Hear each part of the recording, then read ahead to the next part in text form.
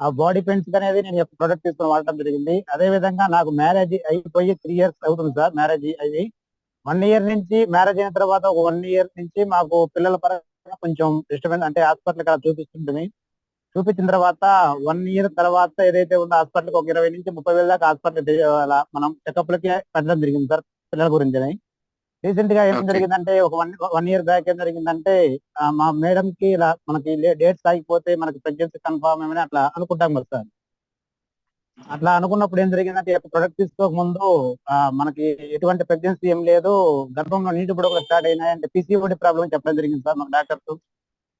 ఆ తర్వాత ఏదైతే ఉందో ఈ బెడ్ ఓకే. కంటిన్యూగా బెడ్ కావచ్చు, అదే విధంగా wrist belt, water energy pad perfect గా మా మేడంకి యూజ్ చేయించడం జరిగింది.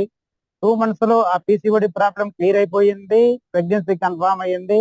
రీసెంట్ గా నాకు సెప్టెంబర్ 19th మాకు పాప కూడా పుట్టడం జరిగింది సార్.